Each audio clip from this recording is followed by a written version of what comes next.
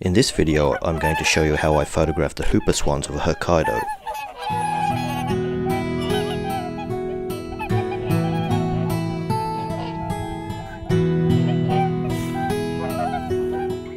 Recently, while I was on a trip to Japan, I had a wonderful opportunity to photograph the hooper swans of Hokkaido.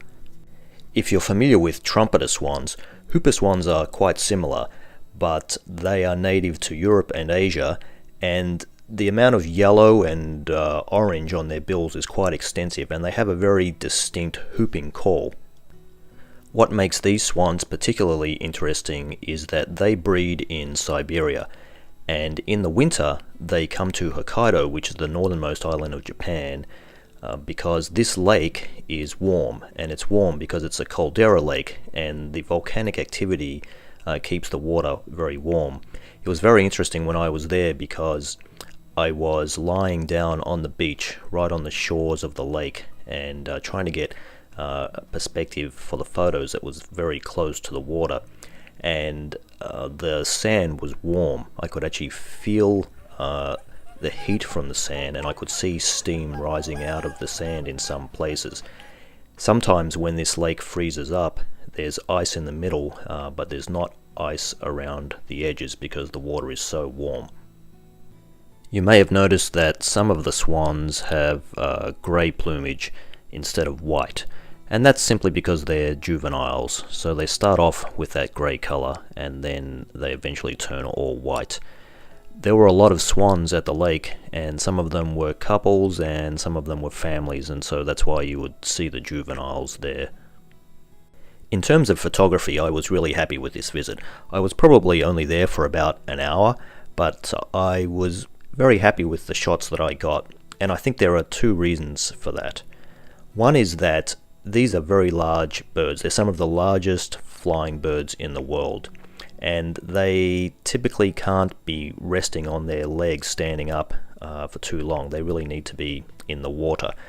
Because they're so big, they need quite a lot of runway in order to take off or to land. And so you get these really spectacular shots where they almost look like they're walking across the water, and it also makes for some pretty funny photos as well. I think some of these photos are probably some of my favorites from this shoot. They're pretty funny with some of the expressions and some of the poses that I managed to capture.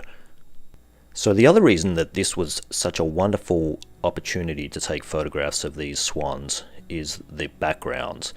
Sometimes when you're trying to photograph an animal, there are a lot of distractions in the background, but in this case the landscape was just so beautiful. And this was one of the reasons that I was trying to get so low. I was basically digging a trench in the sand and trying to get down as low as I could and put my lens almost across the water, parallel with the water, so that I could see these spectacular mountains in the background. It was really great when I was there because I was able to capture these photos of the swans in the water, but at the same time I had a very clear view across the lake, and I could see everything that was happening around the lake. I could see swans flying up high, and when I saw them coming into land, I would start capturing these sequences of them flying across the lake and then hitting the water and ploughing through the water. Another reason this was such a great opportunity is that the swans come really close to shore. That's where the water is the warmest, and it's a perfect opportunity to use a zoom lens. If I was using a long prime, I would have missed a lot of shots, or I would have had to switch back and forth between two different cameras.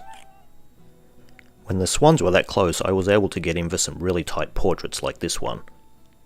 And I captured this sequence when I saw this swan put its bill in the water, and as soon as I saw that happen, I immediately started taking shots, and as it pulled its bill out, all of this water flew everywhere, and I was able to freeze all of that action.